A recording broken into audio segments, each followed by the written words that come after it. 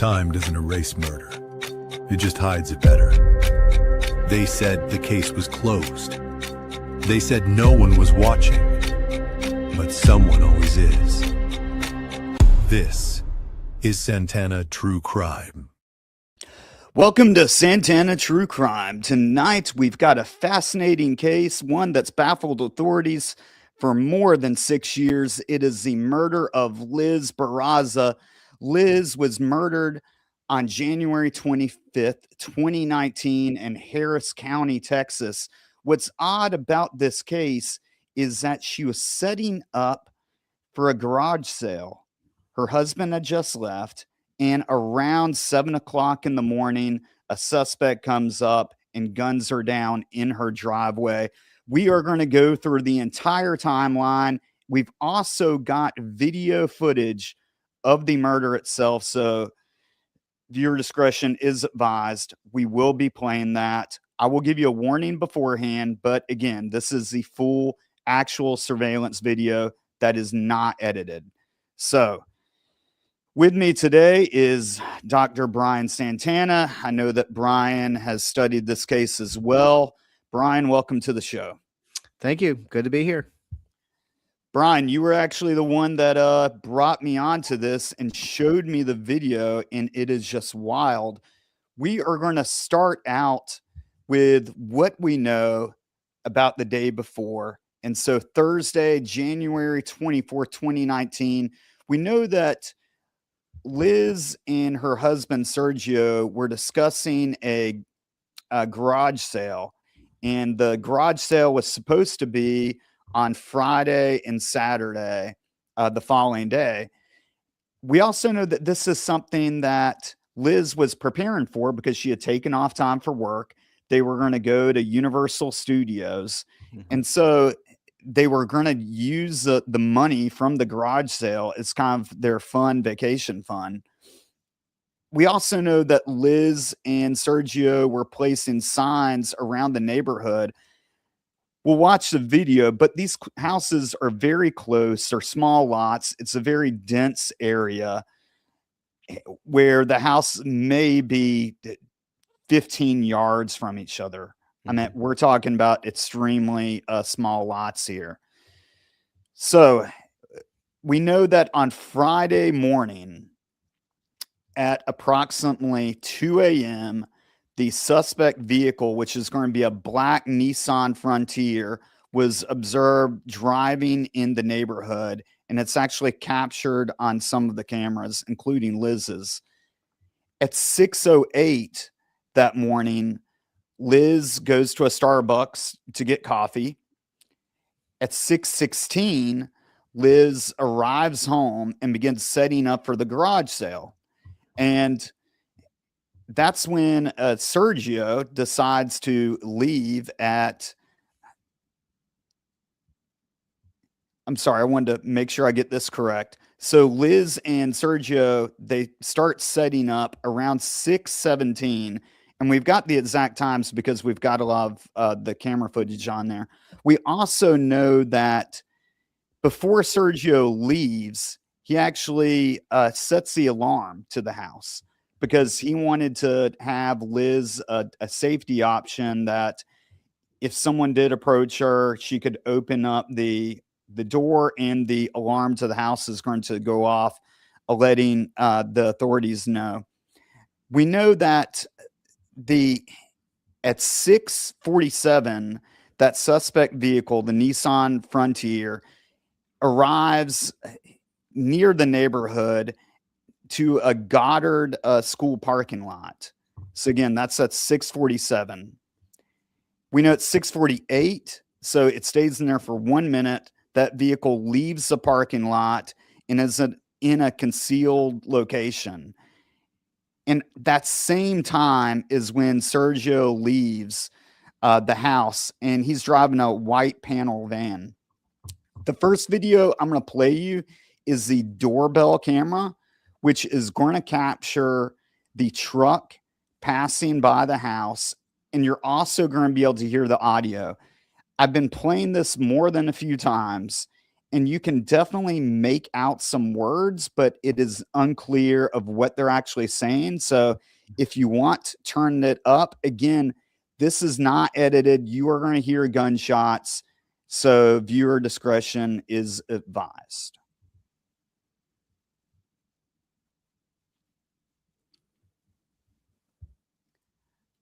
All right, so this first one is going to be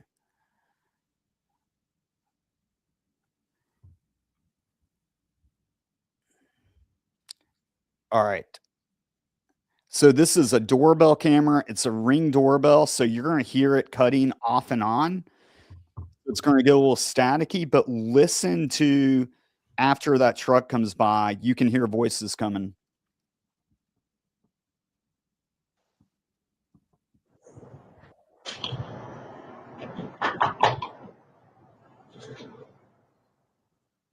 All right, so you can see some stuff in the yard from here.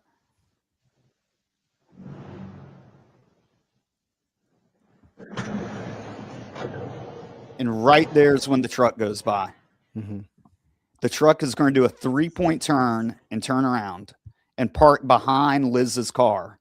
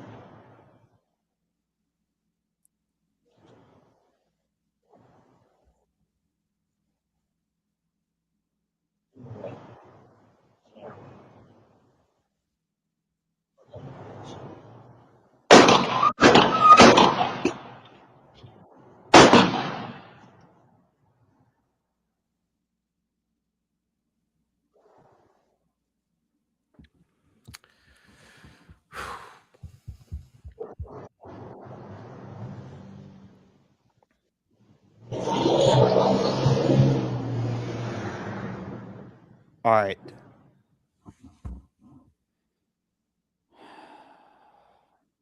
So I thought that you could make out, and maybe this is me, Mhm. but I thought I heard, "I'm going to kill you." Yeah, Did I you hear can't. that? I didn't hear that. I hear something that sounds a little garbled. I mean, I'm not even entirely sure. I can hear "good morning" a little bit, but that's about it. I think, and I've also seen transcripts of this video where people are telling me that "good morning" is said. So I have a hard time making out a lot of clear things on this video in general. But there's clearly some brief conversation that takes place between them. Well, let's get a better view on this, and then we're going to go through the entire timeline, and we can share some theories. The next one, it's even honestly more graphic. This is going to be the footage. There is a camera across the street that's mounted to a house, and it's facing Liz's property. So you're going to see the entire murder captured on scene. Again, viewer discretion advised. This is not edited in any way.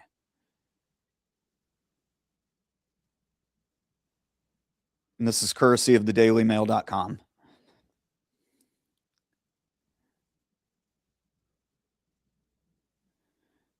All right. So, and there's no sound to this, so we don't have to worry about that. So in the top corner or the top of the screen is where Liz is. And you're watching her being approached right now. We can't see it on our side. Oh, that's because I did not share my screen with you. All right, let's do that again. That's the great thing about going live here. All right.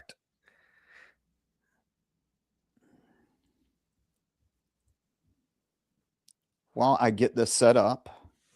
Yeah, the first video is very it's interesting because I remember seeing these two videos originally and wishing that the second video had the camera that was used in the first video. Because the video is very crisp, and the one we just watched a second ago, and the one we're about to see is not going to be quite so clear. Yeah, this looks like just a lower end like 1080i video. All right, so we're gonna do this again. This does not have any sound, so I'm gonna walk you through it. But if you see the black car that's parked on the street, that is Liz's house, and you're gonna see her kind of in that top portion of the screen. She is standing at a table, setting some things up. Again, this is early in the morning, even though I realize some people do get the garage sales early. But you are going to see the car park kind of to the right of the screen, and that tree is covering it. But if you watch, you're going to see the person walk from that area all the way up to Liz. All right, here we go.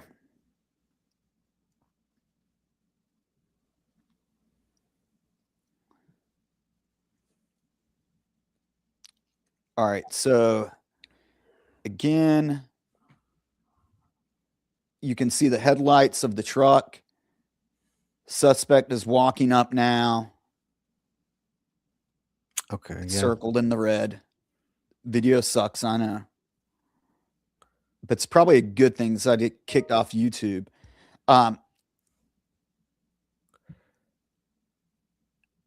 You can tell that the suspect, I'm going to pause it right here. Did that gun come out really fast when the suspect's walking up? I cannot tell if so this is what we can get into later, but some people say that there was a note. Okay. I've heard that. I do not know if that's actually true or not. That the suspect had a note in their hand. Okay. And the suspect definitely has their hand extended. And at one point, you're going to see Liz raise up her hand.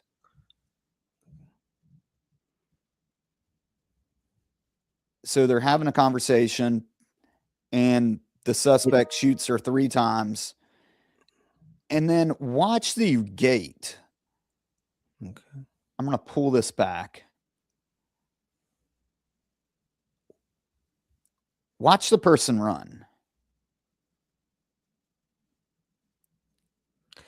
Yeah, you can see that the clothing is very flowing, like it's a dress or some type of gown. And you mentioned before, Brian, that the suspect had some very high boots on at the time.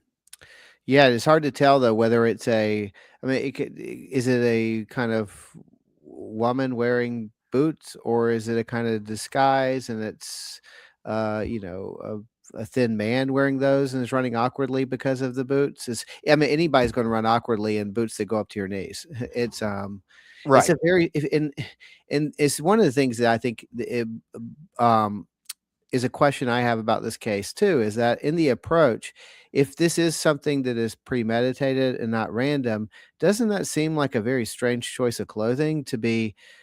You don't know how this whole thing's going to go down. You're approaching the person, but if there's going to be any kind of running or kind of fleeing the scene, wearing knee-high boots that you are going to have could break your ankle, quite frankly, just like running. It seems like an odd choice. Yeah, but I thought about this, and what came to mind is when John Gotti was assassinated. Mm-hmm. And what the hitmen did is they actually wore Russian hats. And the reason for it was because they knew that if anyone saw them, the first thing they would remember is the Russian hat. Yeah. And it's kind of the same approach, that this is a very condensed neighborhood. You've got to know, I think either A, the suspect knew about that camera, which is why they parked where they were. Mm-hmm. Or another thing that I thought of is when you're a cop and you respond to a scene, you're supposed to park at the next house down and then walk up. Huh. Okay. And that's kind of the same thing that they did. And I don't know if that's a coincidence or not, but I think that's a possibility that this person may have some training in that area, and you better, okay, I'm going to park short. I'm going to get out. I'm going to approach them. She's got the big, ridiculous boots on, he or she, Yeah. some type of gown. And if you look up a close up, it looks like long, stringy hair. And so I don't know if Yeah. that is a wig or if that is their real hair again. But let's start from the beginning. Well, the thing we also have with this is, I mean, I think there's the details of the actual killer. I think the best clue with this is going to be that Nissan Frontier Pro X that's being driven. And something that surprises me is, okay, so let's just say the killer is very careful and has chosen their guard very carefully. We did see on the video that they are driving up and down the street. They drive past the house and make a pass, do a U-turn, come back, do that whole 3-point turn. So there's the camera that's on Liz's house. So let's say they know the camera's on Liz's house. Do they know for a fact that there's no camera, ring camera or anything on any of the other houses, let's say down that block? Because I kept thinking about the Molly Tibbetts case in Iowa, and that case was solved because they so many of the neighbors on the street where Molly Tibbetts was jogging, where she was abducted and ultimately, murdered, the guy who kidnapped her was driving a truck and following her, and police were able to put together like 50 ring cameras, and eventually one of these cameras had the license plate and things like that was attached to it. And it seems like a high risk strategy driving up and down the blocks that someone could catch your license plate on there. Yeah, and what first comes to mind is this whole minute they spent at the Goddard School, and then they go to another location. And I think that they knew what Sergio was driving and what time he probably left for work. But the other thing I thought of is, I wonder if they went to that school to take off their license plate. That would be put on a interesting. disguise. I would be very surprised. I'm very surprised that Goddard School didn't have cameras outside there. Most schools, I know every school I've taught at, even the ones that were smaller, all had cameras on the outside. And so I'm assuming they felt like it was a safe place with no cameras there, because that would be, if they were parked there for a minute. I mean, schools typically have, just as a safety precaution, cameras around in the parking lots and stuff. Yeah. I mean, I think that first pass, and here's a picture of the truck, or the type of truck that was. Truck, yeah. And when they made that first pass, I think that was to see if Liz was out there. That would be, again, my guess. If you look at the map, which I've got out here, Liz's house is the red dot at the top of the screen. And so if you follow that blue line, like if you're looking at your screen from the right to the left, that's where the suspect entered. And so he enters and follows that red line to her house. And then he starts to leave and then flips around and eventually goes down into the neighborhood to the bottom of the screen. Yeah. Where you see this arrow, and past that arrow, so he goes through a person's yard, and there is a trail that leads out to the main road, or you could go to this park, to this other neighborhood. They don't know which way he went. But the yellow line is the police response. So officers were there in 3 minutes. Wow. Yeah, that's fast. Yeah, very fast. And that really brings almost ran into him. That brings some questions to my mind of like, okay, did he hear their lights and sirens and that's why he turned around, he or she? Yeah. Or did he have a police scanner on? That'd be another, if they were given their location, like, hey, we're right on scene. Maybe they were not factoring in such a fast response.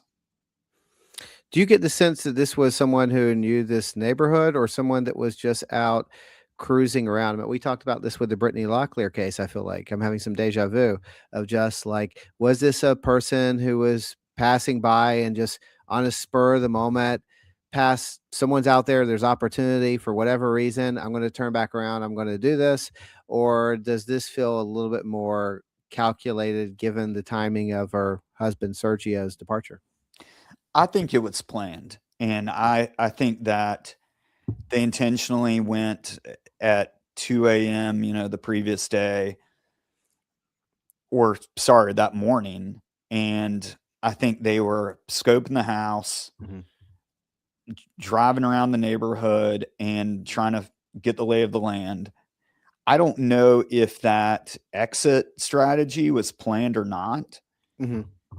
I mean, if it was, and I mean, that was a extremely effective, exit strategy. It's such a long way from the house too. Mhm. If you look at that, I'm going to pull it up again. I mean, I realize this is a small picture, but that's like at the opposite end of the neighborhood. Mhm. And just the way that police respond, we always say guys always want to touch the bear, meaning that they Mhm. always want to go right to the scene and get involved. When in reality, if you've got a larger squad, you should be sending some of your guys to like major intersections and Mhm. things like that. That way, you're in a better position to capture the suspect's vehicle.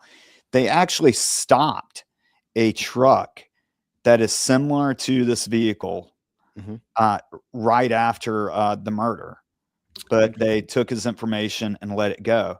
And that's kind of another puzzling piece is I would wonder if that person, how much background they did on him, and if there's any link at all to Liz or Sergio. Well, there is that in terms of links to Liz or Sergio, there is that whole theory that floats around out there, and I don't know if there's what to make of this one really, but the whole Star Wars group that she was a part of, that was a kind of cosplay troupe that would dress up. I think some people have attempted to create a connection. There we go. Create a connection between the kind of like the kind of dress that the killer was wearing and maybe the kind of costume they would do.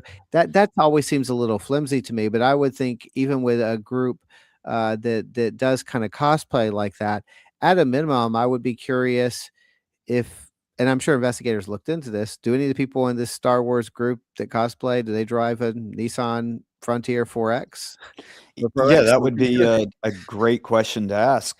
And, when they asked Sergio if Liz had any problems with anyone, Mhm, he said that there was one girl that she had a dispute with that mhm, was in this, the Star Wars thing that they're doing. yeah. I wonder what she drives. So Yeah. so And the other kind of odd factor that may be related and may not Mhm. is that I believe it was months before um, the murder that someone shot one shot into Liz's office building. That's interesting. Yeah. So, and when you mentioned at the beginning of this that her husband had armed the system so that if she felt threatened or something, she could easily trip it, I guess. Right. So, but and I kept wondering when I heard that. I mean, this looks like a pretty quiet suburb, and I know that's no guarantee for crime, but I'm thinking about like someone who lives like in a suburb and stuff as well. Like it just seems like a very specific thing. And I'm not saying that about anything to do with him, but like, was there really a feeling of being? I mean, aside from just the normal people that will come to your house at a garage sale, like had they experienced any other kind of odd things in the weeks or months leading up, or just things that maybe gave them pause to just be a little careful around their neighborhood? Were there any things going on in their neighborhood or things like that? I know at their previous house, or sorry, previous apartment, there Hmm. was a robbery, and I guess that shook them up. Hmm. but there's nothing that I would think if you're having yard sales, and just from the look of that area, I mean, it looks like a nice area. Yeah. I do not know anything about Harris County, Texas. Sounds rural. But I kind of understand that piece of like having, especially if you've got people milling around your garage, you don't want Yeah, them to go inside the house and that's true. steal stuff. So that makes sense from a practical standpoint. We also know that it's kind of odd is that Sergio finds out via the Ring doorbell, essentially, because he's getting notifications and looks at his phone and Mhm. sees that there's the police there. And he Yeah. actually communicates with them through the Ring doorbell, Mhm. and they tell him that he needs to come to the scene, and he is not given an explanation. And then they tell him what happened, and Liz was actually life flighted out of there, even Yeah. though honestly, I don't know why. That sounds really bad, but she took one shot to the neck, which they believe is the first shot, two shots to the chest, and then the final shot where you hear a pop, pop, pop, pause, pop. That last pop was when she was on the ground. The suspect shot her in the face. Crazy. And it was with a 380, which is a very small bullet. Mhm. But at the same time, I'm at 4 shots, and I just don't know. I'm at look, I'm not blaming them for trying. Mhm. But it just, it always amazes me how much effort they put behind someone like that probably was deceased. Well, you think about I was just thinking about as you're saying talking about the caliber of the weapon as well. So it's a smaller caliber weapon you mentioned, Right. but the thing that always makes me jump a little bit with the very first video is that there's that long pause where everything is really quiet and then just a bang bang and it just comes out of nowhere and it's startling. And I kept thinking this is a time of mourning when neighbors are, getting ready for, potentially getting ready to get up or getting ready for work. Everything is very quiet on the street in general. Right. And the person committing this, firing off all these rounds, has to know that they're on a very limited window because the second you start popping off so many rounds like that with the houses so close together, and we do get people call the police you don't really have very much time at that point, and you're also risking that someone looks out the window and catches a glimpse at your license plate or something. Yeah, and that's my thought for why they may have turned around. It could have been the police, or it could have easily been a neighbor that was, Mhm. walking their dog, and the suspect saw him, was like, "Oh crap, I don't want to drive past them." Mhm. You know, um, and that's and the always the thought. and if you look at her in the video, she says good morning, right? I think that's pretty much understood. That's what she says Right. to the person. Yeah. And so, I mean, is it good morning? Is in just like someone you don't recognize? Like, I mean, it's hard to tell in the audio, like, oh, good morning. Like first person there at the yard sale. I mean, is that the way that someone would greet someone that they kind of have some familiarity with?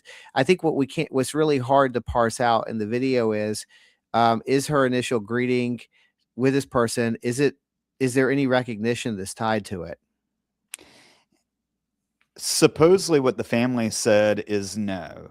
Okay. That if she would have said good morning, and again, Yeah, it these sounds are like formal. Mhm. right. And the thing that I thought about is that if this was a man that Mhm. was dressed up as a woman, and he's wearing boots and a dress or some type of flowing garment and a Mhm. wig, I wonder if that was an awkward good morning, Right. "Oh, good morning." You're the first Like, person here. yeah, What are you you've got doing big here? go-go boots on, and it's 7 o'clock in the morning. Why are you here?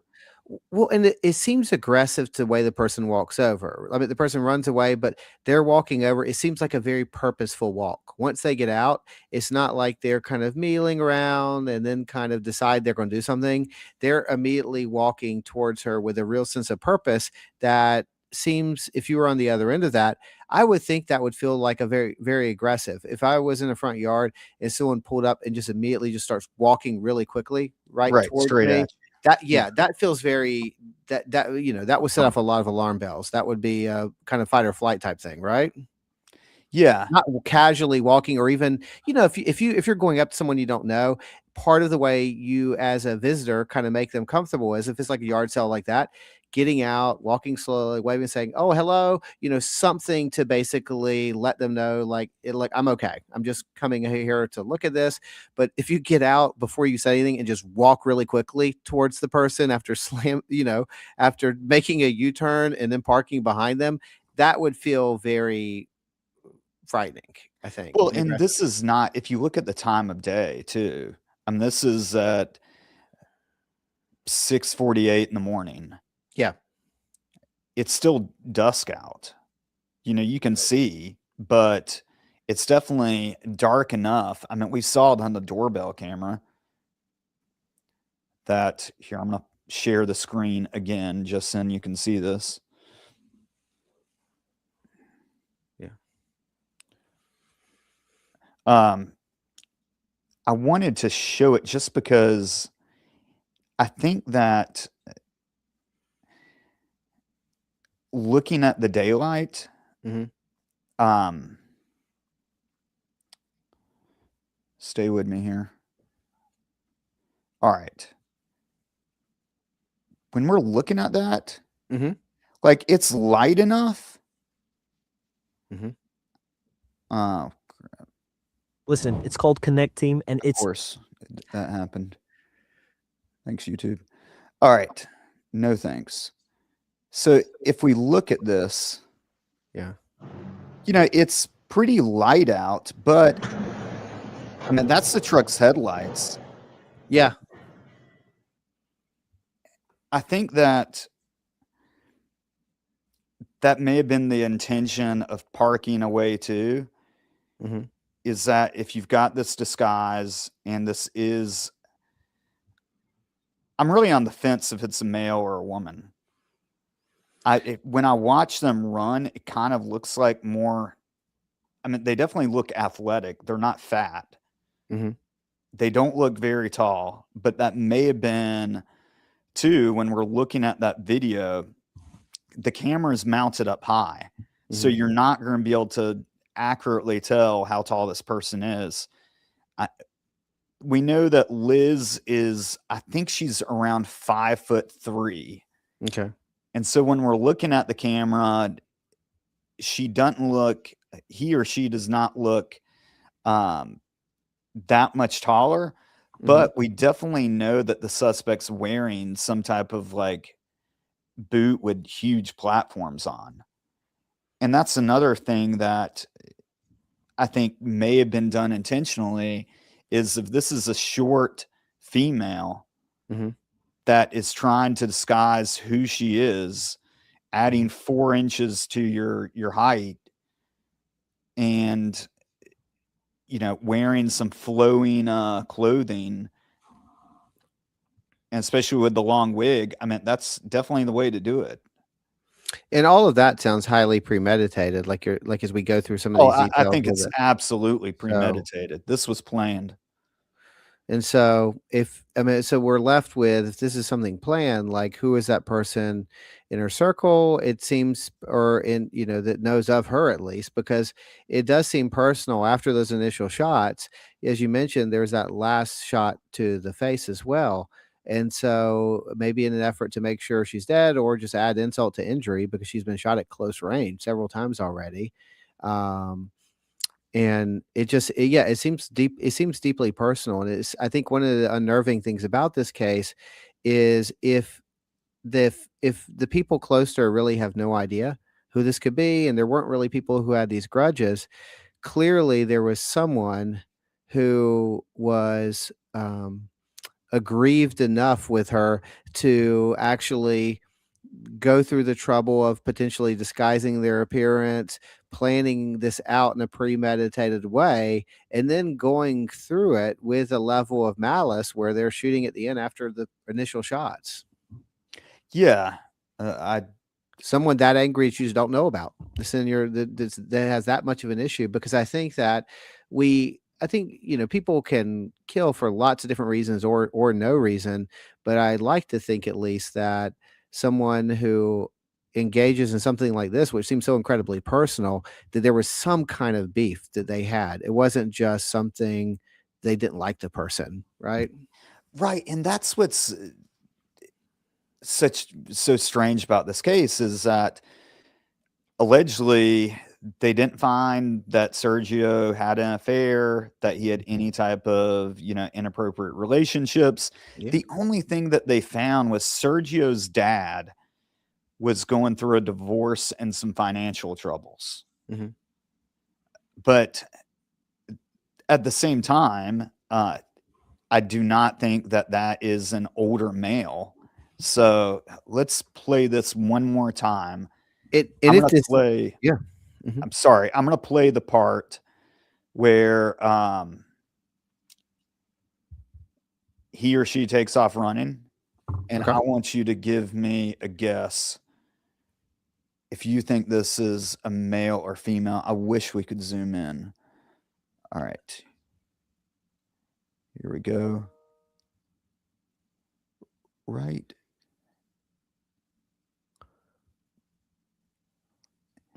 It's I can't tell. The weird. I'll tell you after you just play it. The thing that sticks out to me with that one too is if you look after the initial shot.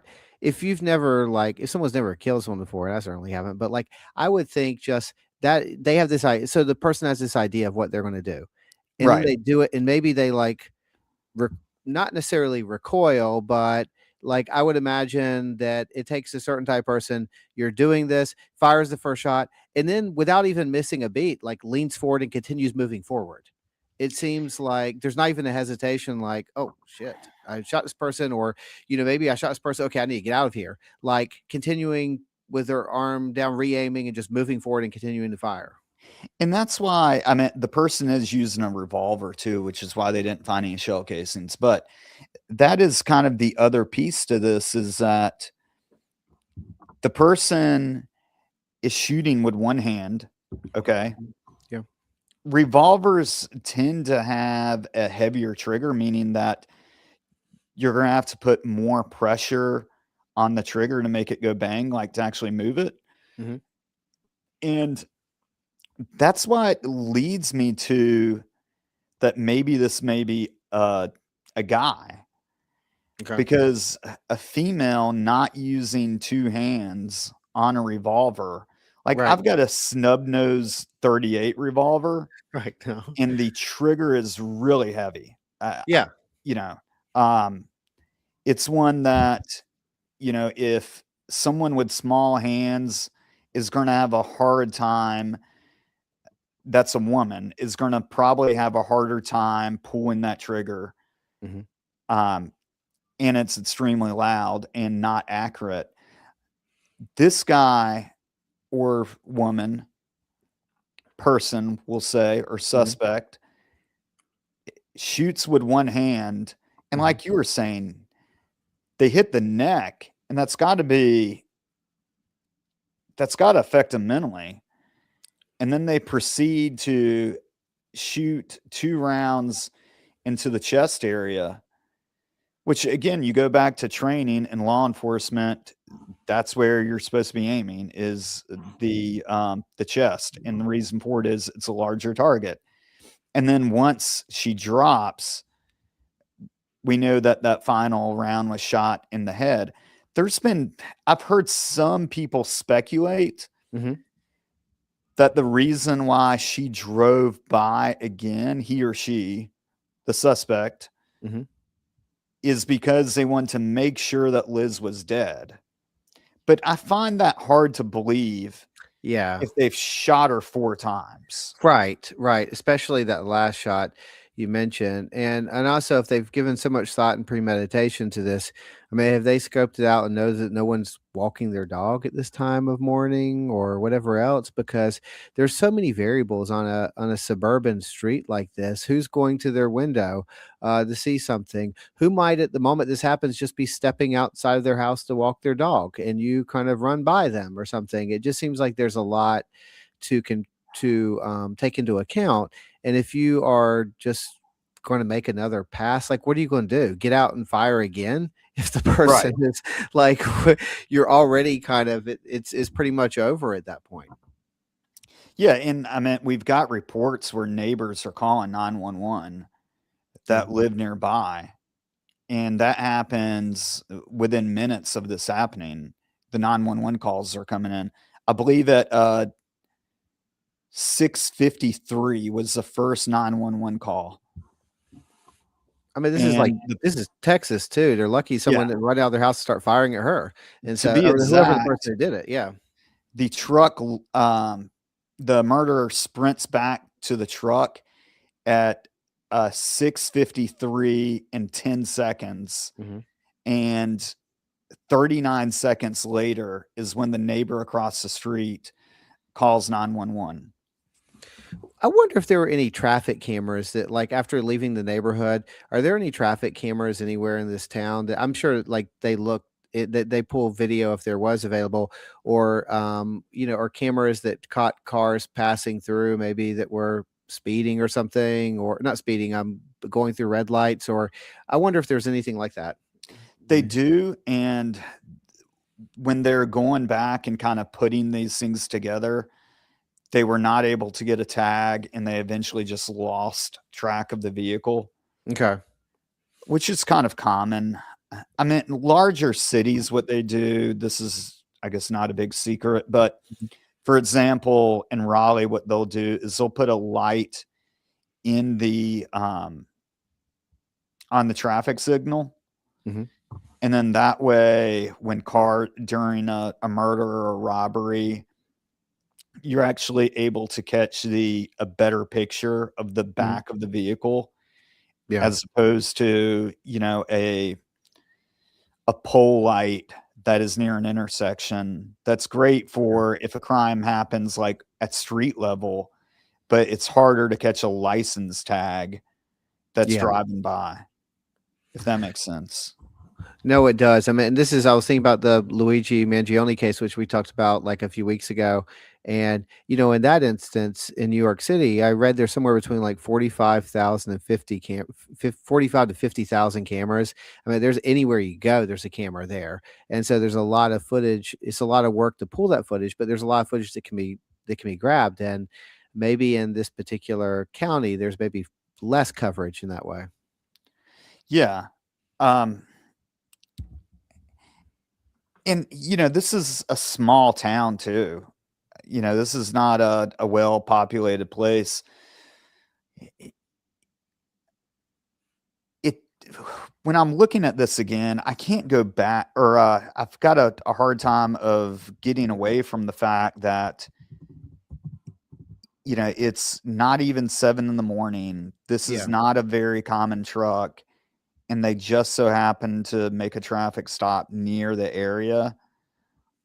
This is like within minutes of this happening, Right. Right.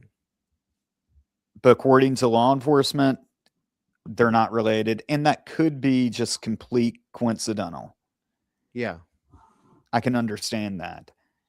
I'm just hoping that they did their research and handed that off to the FBI to do a complete background check on. But one Yeah. of the things we know they didn't do is they did not, from what I've heard, they did not search that vehicle, which Okay. is another thing I wish would have happened.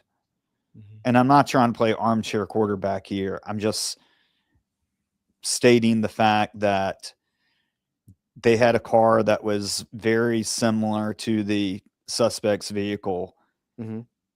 And I don't know, maybe it was like a little old lady that was in the truck. Don't know. Mhm. Hopefully it was something that was so obvious that they were able to just document the information and let him go.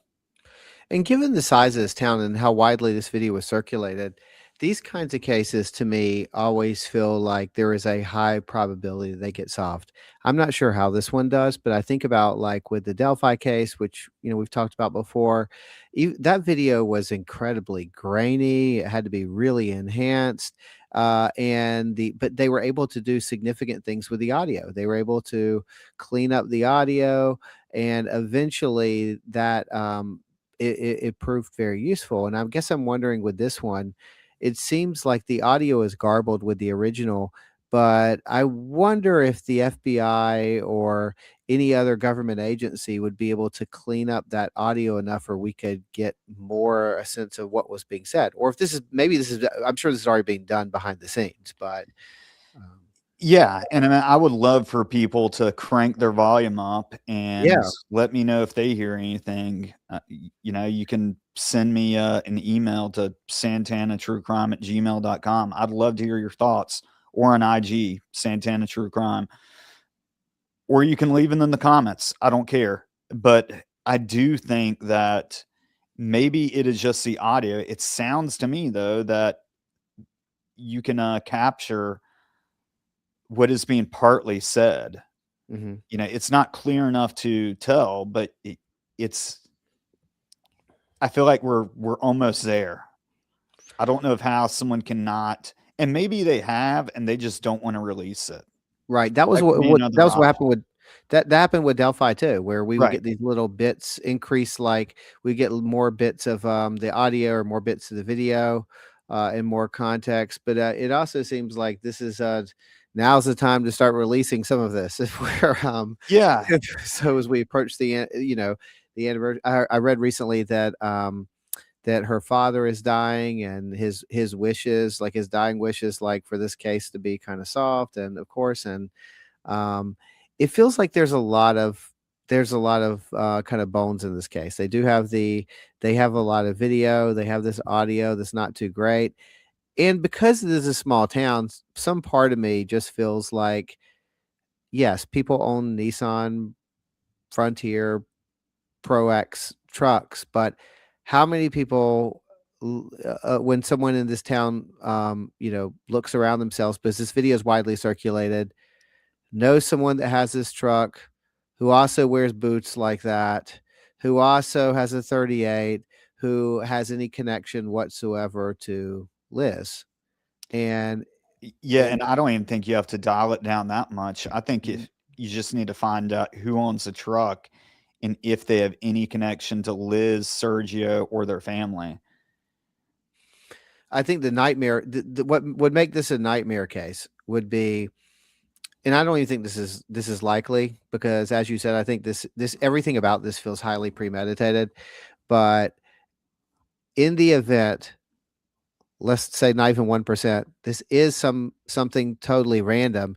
It feels like it's gonna be that would make it really, really difficult to solve if there was no connection to her. We still have the truck, so there's something, Right. but it feels like the challenges kind of go up significantly, and it's just yeah, it's a very tough one to think about because it seems so brazen, and only someone who felt kind of had some deep personal grudge would be interested in willing to carry this out in the way they did, because it seems like the person seems very confident in what they are doing. Both they're driving around a little bit, and maybe it's aimless, maybe that's intentional, but by the time they actually park behind her car and approach her in a very steady rate, briefly engage her, fire and continue firing, and then take off like running, it feels very like they have thought this through.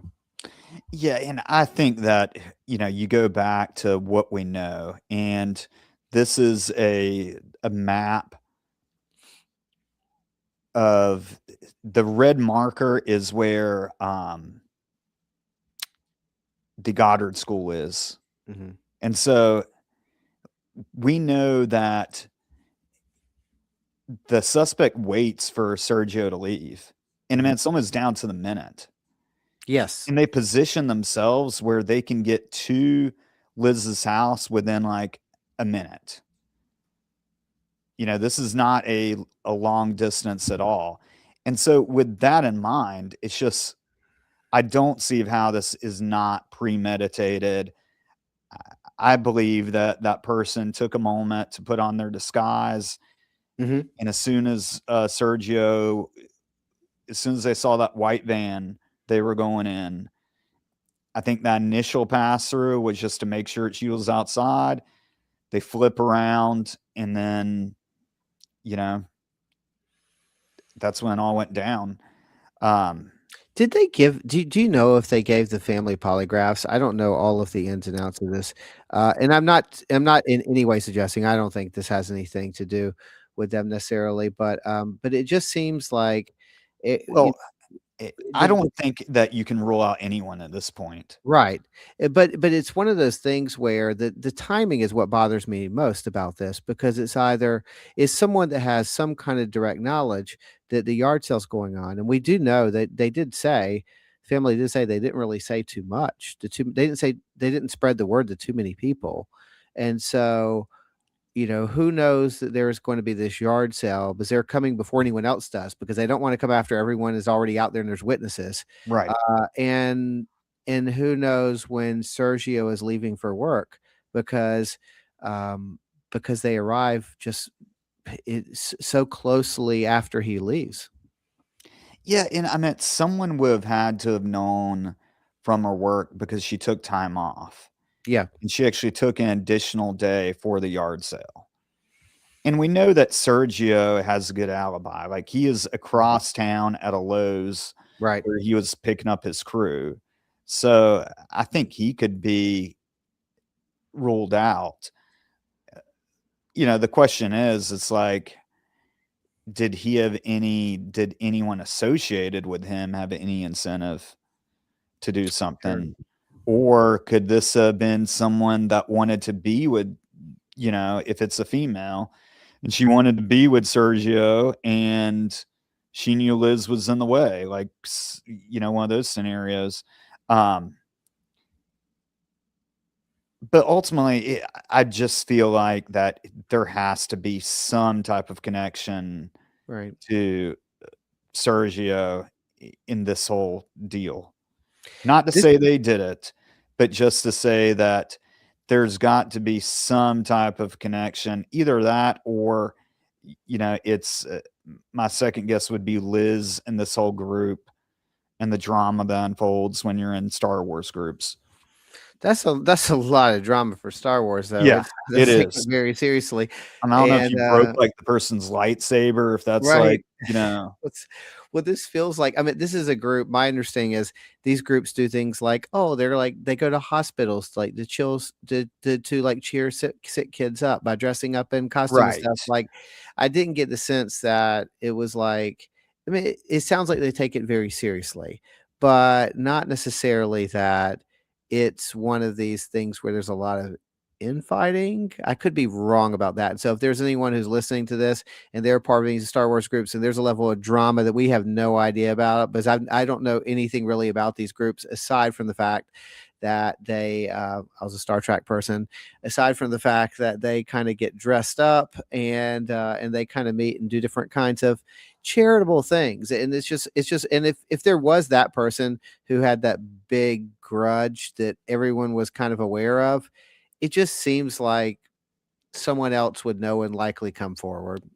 Right. And I agree. And, Liz's family is doing everything that they can. They've actually got a really good website. I'm going to plug. It is whokilledlizbarraza.com. That actually has a timeline that we're using today. It's got links as well to the videos and other press. It's got a photo gallery of Liz, and it's also got a tip line. It's 1-713-222-TIPS. Mhm. That is the direct Crime Stoppers number. I'm going to put that in the description, but go visit that website if you want more. It's got a lot of information. And if you know anything about this, please come forward. This is one that's got to be solvable. And I think there's someone out there that knows something. And if anyone has any technology where they were able to produce what they think is a transcript of what the actual conversation is between Liz and the assailant, I would love to see this as well, because Yeah. I think that this is one of those cases where I've seen wild theories online. I saw someone say, "Was this a gang initiation?" Like that sounds so absurd to me. Right. In this particular case, that the gang initiation was someone wearing go-go boots engaging Yeah, in right. like assassination. Like that feels real. That just doesn't feel right. And I think that the idea that being random doesn't feel right. It doesn't really seem like this was something for like an obvious financial gain that's apparent. I mean, it seems personal. So it seems personal, like there's some direct connection to her. And I think that's what's so maddening. It shouldn't be this hard after this amount of time. And that's no knock on law enforcement. They're there in the first 3 minutes. Like it seems like from what we can, the vantage point that we have, which is limited, they've kind of been there doing their thing. And this seems like they've not done a bad job with this investigation. It's just hard. It's got to be frustrating to have so much, but also so little. Like it has to be personal. And so who could this possibly be? It's not an infinite number of people we're talking about in this county now. Absolutely. And that's one of the good things about this case, to try to find some good in it, is that law enforcement is still dedicated to this case. They're not putting it in a dusty box. They're actually still doing interviews and trying to get people to come forward. So good for them, and great job for the guys getting out there so quick to the scene. I just think that they need a little more. And so, yeah, hopefully someone will come forward. Or I wonder if that video can be enhanced any more than it actually is. Not the one that's from her door, but the one across the street. I've Right. seen some versions online where people have tried to do it themselves, but if they could do what they did in Delphi was really amazing, the way they enhanced the video so much. I would love to see if there's any details that could be extracted from that video using some of the same kind of technologies. Yeah, and I've seen people zoom in on it. Mhm. And that's what it looks like. You can't tell in the video that I played, but the videos that, and I don't want to put it up because I didn't know how accurate this is, but the ones that are enhanced look like, you can tell the go-go boots, you can Mhm. tell that is some type of gown. It's still grainy, Mhm. and you can tell that the person has either long hair or a wig. I'm going with wig. I don't believe, that they did this thing at 7 o'clock in the morning and Mhm. knowing that everyone's out, and did not put on some type of disguise. And I'm interested too. Like, was this person carrying a cell phone in their truck? Because That was the thing about it. They tried. uh-huh. Well, sorry, they wanted to get the tower data. Yeah, like a GeoNet or something around that area. Well, they tried a GeoNet and it didn't Mhm. work. They actually did Okay. not pick up any devices except for the responding officers, but that's a limited area. They wanted to get an entire dump of the area, which, God, I wish they would have, or Mhm. they tried, but they Mhm. got denied because it was too broad of a scope. I don't know if there's anything else that they can do now that technology has improved. Mhm. And it's like, man, I hate it for them, because within those numbers, it's one of them's going to be the suspect, but you're probably talking about like hundreds and hundreds of phone numbers. If it Well, was in yeah. a remote location, it would be easier to articulate. Do you know what the population is of this county? This area, like what that is? Of the If not, county. yeah, or just this town. Of course, I know the population of Harris County, Texas. And yeah, So it's about 100,000. okay. So it's not that it's it's it's not huge, but it's not as small as some of the towns I've lived in. So it's Right. There's people there. I kept thinking like, Sorry, are in there? 2020 it was 4 million. That's a lot. Yeah. Yes, that's a big area. That's a big area to search. There's got to be a lot of Nissan Frontiers in that area. How many people are wearing, I don't know, like the go-go boots in the Frontier and stuff? Is this a costume, or is this something that I would assume that this wasn't something that the person would normally wear, or else that seems very specific. So, your friend, Yeah. the person, after you hear about this shooting, the person shows up at work and they're wearing go-go boots, and they drive. You look outside and they're driving a Nissan Frontier. Like Right. it's because this footage is widely circulated. So this is one of those cases that has gone viral, and typically that is going to help it. But in this particular case, it doesn't necessarily seem to. There's just more questions than anything else, even though. I think what differentiates it is a lot of cases feel like there's so many different open possibilities. This one, there doesn't really seem like that. It seems like it's someone who had a personal grudge. So Right. that's No, I agree. I don't so think it's definitely not gang initiation, definitely not random. So hopefully they can get this one solved. yeah, haunting case, very disturbing video, and yeah, I mean the neighbors called the police right away. The police responded right away. They've got two different videos. This feels like one. I would be shocked if this one is never solved. So Yeah, and gosh, I can't say it again or more, but in a lot of these cold cases, it's like the and I'm not trying to bash the police. I used to be a police officer for close to 20 years. But with these cold cases, there's like, oh, the response time sucked. They screwed up the crime scene. Someone wasn't interviewed. They're really not putting a lot of focus behind the case. Like with Matthew McDonald, we talked about 2 weeks ago, the missing person, where the family that's out of California, Pennsylvania. The family is still battling with the police and the DA's office to try to get them to do more with the case. Yeah. That's not the case in this one. The police are on board. They've got the FBI, which, again, kudos to them for saying, you know what, let's get the best possible people we can on this and bringing in the technologies that they have. The responding officers get there within 3 minutes. They actually took 2 routes to get there, which is another good thing. The suspect just went out a back way. That was a dead end. So yeah, you can't, you've got to give credit to law enforcement in this case for doing their job, doing it well. They just need a little bit more, and they need the public's help. yeah, it's just hard to tell whether this was like brilliantly planned, which I'm deeply skeptical of, or whether it just happened to be there were just a lot of circumstances that happened to work in this person's favor.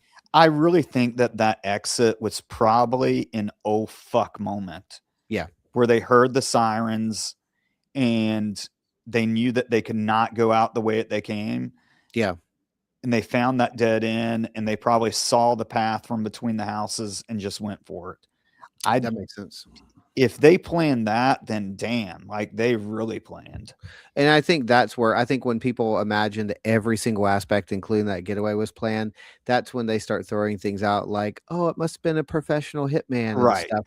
And that's the same thing that happened with Luigi, if you remember that. People were Right. saying, look how calm he is and the way he's holding the gun. He must be a hitman. Of course, we found out that wasn't the case. Right. And I don't think there's a hitman in this case either. I think it's just someone with a personal grudge, but it's someone like Luigi who was like very focused on a particular plan. And I think that, and seemed very, very, didn't really deviate from during the actual act itself. Once they committed to it, they were doing it. So. All right. Well, Wild case. yeah, it is. All It's a right. Well, depressing case. It's a depressing case, actually. It's a depressing case because it's one that must drive the investigators crazy because it should be solved. They yeah. should be able to solve it, and it's not a knock on them. Like, this is one that deserves to be solved. There's so much there that they need to catch this person. I mean, I've watched those videos over and over, and that's why I cranked up the volume, because Mhm. that's nerve frustration. Is you can hear something, you just can't tell what it is.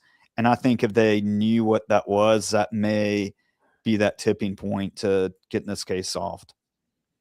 Yeah, you would feel like if you wanted to, we have the good morning, so she doesn't recognize the person right away, and is the person in whatever they say back, telling them why they're doing this, and then they do it. Because that would make it extra personal, right? Right. Like, F you, whatever it is they're doing, or this is for whatever. Like, is there any kind of moment where they basically say, like, I'm here, I'm saying this to your face, and now I'm doing this, like that type of thing.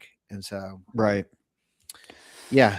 So the audio, I think, is the best. I think it's the best clue they have at this point. They get that audio cleaned up, and I really believe that's possible. I just refuse to believe that audio cannot be more cleaned up than it actually is, because the audio coming from the Ring camera on her own house, the picture is very crisp. The audio has got to be good enough to be cleaned up by somebody out there. Right. All right. Well, hopefully they get this one solved. I think we're going to wrap up for tonight. Brian, how can we support you? So briansantanaauthor.com is the website. There it is. If you want the latest updates about the any articles or stories that I am working on, I'm right in the middle of a book right now. So I plan on starting to put out some little tidbits and updates about that as I kind of go through that whole process. And so, yeah, go there, subscribe, and also at True Crime Professor on Instagram is the best place to get a hold of me. If you got that audio transcript from this case, I'd love to hear it and hear just theories in general. This is one I'm pretty sure it's personal, but I don't really have much else aside from that in terms of who it could potentially be. Yeah, I mean, if you've got that, I'd love to have that person on the show. We can do round 2 of this. Even if you think you have one, it doesn't have to be NASA official, but if you think that you have something and have an idea of what is said, I would love to hear it, honestly. So. All right. Well, if you'd like to support me, you can like and subscribe to Santana True Crime. You can also follow me on Instagram at Santana True Crime, as well as TikTok. TikTok usually kicks me off every few months, but you can follow me anyway. You can also get our book, A Murder on Campus, The Professor, the Cop, in North Carolina's Most Notorious Cold Case. That is available on Amazon, Kindle, Barnes & Noble, Audible, anywhere where you can buy a book. Thank you so much, and good night.